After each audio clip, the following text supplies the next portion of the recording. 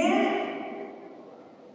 ஆர்எஸ்எஸ்ஐ நாம் எதிர்த்து கொண்டிருக்கிறோம்? அவங்க நம்மளெல்லாம் பார்த்து ஆன்டி நேஷனல் வாங்க இல்லையா? நீங்க தேசத்துக்கு எதிராக செயல்படுகிறீர்கள். ஏன்னா ஹிந்துத்துவத்துக்கும் பிஜேபிக்கும் எதிராக பேசினா ஆன்டி நேஷனல். ஆனா முதல்ல ஜவஹர்லால் நேரு அவர்கள், பாரத இந்திய பிரதமராக இருந்த நேரு அவர்கள் ஒரு கடிதம் எழுதியிருக்கிறார் கோல்வாக்கருக்கு.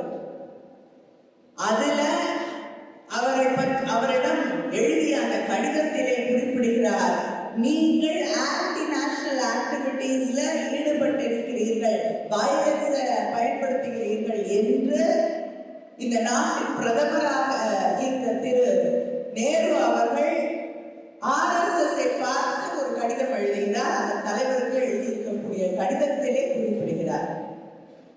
அதனால முதல்ல ஆன்டி நேஷனல்ஸ் யாருன்னு நமக்கு தெரியும். அதை விட தீவிரவாதிகள் அப்படின்னு நிறைய பேரை கூப்பிடுவாங்க. அவங்க என்னென்ன, அவங்க வரலாறு என்ன, அவங்க என்னென்ன செயல்களில் ஈடுபட்டிருக்காங்கன்னு நமக்கு தெரியும். முதலாக பாராளுமன்றத்தை தாக்குவதற்காக முற்பட்டது ஆர்எஸ்எஸ் தான். ரெசர்வேஷன் கொண்டு வரணும் அப்படிங்கிற ஒரு டிஸ்கஷன், ஒரு கருத்து சொல்லப்படுகிறது. உடனே அதை எதிர்த்து ஒரு ஆர்ப்பாட்டத்திலே ஈடுபடக்கூடிய அவர்கள் அங்கே நாடாளுமன்றத்தை முற்றுகையிட்டு அங்கே இருக்கக்கூடியவர்களை தாக்க வேண்டும் என்பதற்காக நாடாளுமன்றத்தை நோக்கி செல்கிறார்கள். அதனால இந்த தீவிரவாதம், இந்த நாடாளுமன்றத்தை தாக்குவது அன்னைக்கு தொடர்ந்து தாக்குறது தான் இன்னைக்கு வரைக்கும் தொடர்ந்துட்டு இருக்கு. இன்னைக்கு நாடாளுமன்றமே செயல்படுறது இல்லை. நானும் போயிட்டு பிரதமர் வர்றதே கிடையாது. வாரத்துக்கு ஒரு நாள் 5 நிமிடம் வருவார். அதுதான் அவருக்கு நாடாளுமன்றத்தின் மீது வைத்திருக்கக்கூடிய நம்பிக்கை. என்னைக்காவது அவர் பேசணும்னா வருவார். மற்ற நாட்களிலே பிரதமருக்கு நாடாளுமன்றத்தை பற்றி அக்கறை இல்லை. அதை எதுக்கும் எந்த கேள்வி நேரத்திலும் நானும் பார்த்திருக்கிற பிரதமர்கள் கேள்வி நேரத்தில் பதில் சொல்லி எல்லாம் கேட்டிருக்கோம். ஆனா பிரதமர் இது அந்த அளவுக்கு நாடாளுமன்றத்திலே அதன் மீது நம்பிக்கை வைத்திருக்கக்கூடிய ஒரு ஆட்சி அங்கே ஒன்றியத்திலே நடைபெற்றுக் கொண்டிருக்கிறது. ஏன்னா அவங்க எந்த காலத்திலேயும் நாடாளுமன்றத்தை நம்பியதில்லை. ஜனநாயகத்தின் மீது அவர்களுக்கு அக்கறையும் இருந்ததில்லை, நம்பிக்கையும் இருந்ததில்லை. அதனாலதான் நம்முடைய அரசியல் சாசனத்திலே எல்லாம் இருக்கக்கூடிய 2 முக்கியமான விஷயங்களுக்கு எதிராக தொடர்ந்து செயல்படக்கூடியவர்கள். சயின்டிபிக் டெம்பர், அறிவியல் பூர்வமாக சிந்திக்க வேண்டும் என்பது நம்முடைய கான்ஸ்டிடியூஷன்ல அடிப்படையிலே இருக்கக்கூடிய ஒரு விஷயம். அவங்க யாருக்காவது சயின்டிபிக் டெம்பர்னா என்னன்னு தெரியுமா? ஆர்எஸ்எஸ்ல, பிஜேபியில பிரதமர் என்னென்ன பேசியிருக்காருன்னு நம்ம பார்க்கணும். பிளாஸ்டிக் சர்ஜரி, புராண காலத்திலே பிளாஸ்டிக் சர்ஜரி பண்ணவங்க சொன்ன ஒரு பிரதமர் இருக்கக்கூடிய பெருமை இந்தியாவுக்கு தான் உண்டு. அதை அடுத்து இப்பொழுது ஒருத்தர் கண்டுபிடிச்சு சொல்லியிருக்காரு, முன்னாள் அமைச்சர், நிலாவுக்கு முதல்ல போனது யாரு அப்படின்னு.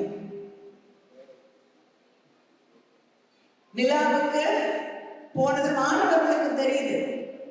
கேட்டுட்டாரு யார் முதல்ல நிலாவுக்கு போனாங்கன்னு. இப்ப கூட அனுப்புனாங்க, அனுராக் தாக்கூர் சொல்லிட்டு ஒரு எம்பியா இருக்காரு, கரூருக்கு அனுப்பியிருந்தாங்க.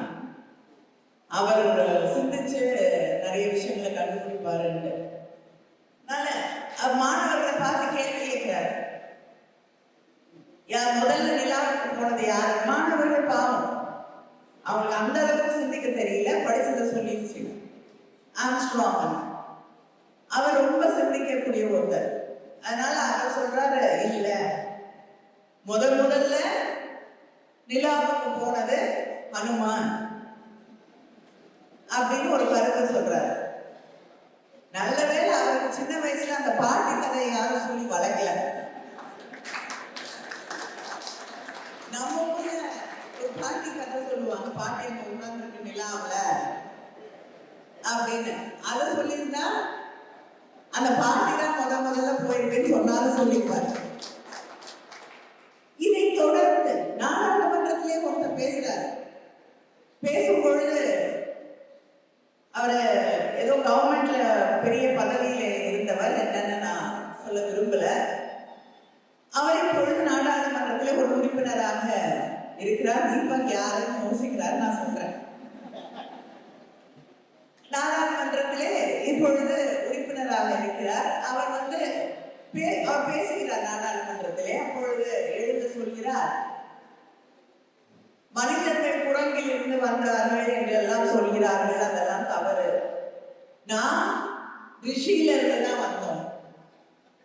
நாங்க ரிஷிகளில் இருந்துதான் மனிதர்கள் உருவானார்கள் அப்படின்னு. அடுத்து நான் பேச வேண்டும். நான் பேசும் பொழுது சொன்னேன், நீங்க எங்க இருந்து வந்தீங்கன்னு எனக்கு தெரியாது, நாங்கள் ரிஷிகளில் இருந்து வரவில்லை, அதனால்தான் எங்களெல்லாம் கணக்கிலே சேர்த்துக்க மாட்டேங்கிறீங்க, நாங்க குரங்கிலிருந்து தான் வந்தோம் என்று. அதனால இந்த அளவுக்கு ஒரு சயின்டிபிக் சயின்ஸ் நாலேஜ் இருக்கக்கூடிய ஒரு அடிப்படை அறிவை வளர்க்கக்கூடிய இயக்கம் தான் RSS. இவங்க கையில தான் இன்னைக்கு நாடு சிக்கி இருக்கிறது என்பதை நாம் புரிந்து கொள்ள வேண்டும். செய்திகளை உடனுக்குடன் தெரிந்து கொள்ள கீழ்கண்ட கேபிள் மற்றும் DTH நெட்வொர்க்குகளில் எம்நாடு செய்தி தொலைக்காட்சியை காணுங்கள். பாதகம் செய்பவரை கண்டால் நாம் பயம் கொள்ளலாகாது பாப்பா. மோதி மிதித்து விடு பாப்பா, அவர் முகத்தில் உமிழ்ந்து விடு பாப்பா. அண்மை செய்திகளை உடனுக்குடன் தெரிந்து கொள்ள இணைந்திருங்கள் எம்நாடு தொலைக்காட்சியுடன்.